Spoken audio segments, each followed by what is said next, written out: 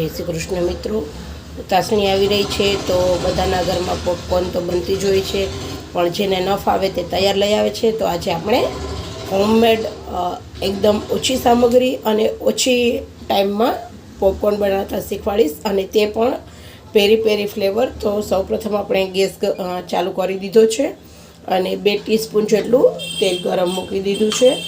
તો આપણે કુકરમાં જ મૂક્યું છે, તો ઢાંકણામાંથી આપણે રીંગ અને સીટી કાઢી લીધા છે. હવે આપણું તેલ ગરમ થઈ ગયું છે, તો આપણે તેમાં 1 કપ મકાઈ જે આવે છે ફોડવાની એ જ એડ કરી દીધી છે, અને તેની ઉપર આપણે 1 ટીસ્પૂન નમક એડ કરી દઈશું. તેલને બહુ ગરમ નથી કરવાનું.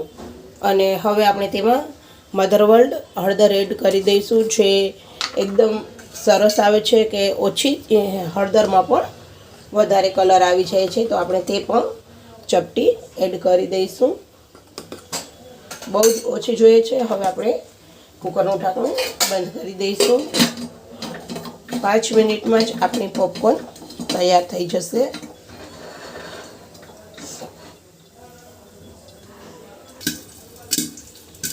પોપકોર્ન સરસ ફૂટી રહી છે, તો આપણે વચ્ચે વચ્ચે આવી રીતે 1-2 વાર કુકરને હલાવી લઈશું, કે ઉપર નીચે બધી સરસ ફૂટી જાય.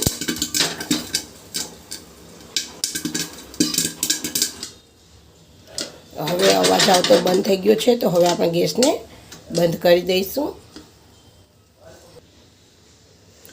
હવે આપણે કુકર ખોલી અને જોઈ લઈએ.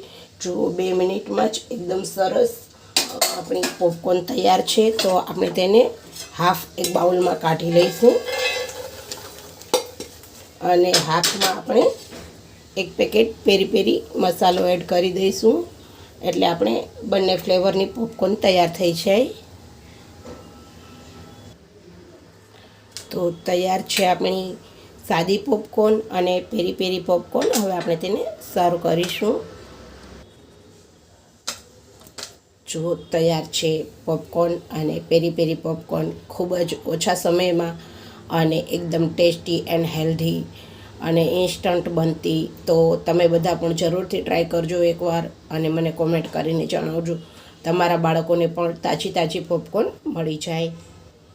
જો તમને મારી આ રેસીપી ગમી હોય તો મારી ચેનલને લાઈક, સબસ્ક્રાઈબ, ફોલો અને શેર કરી દેજો.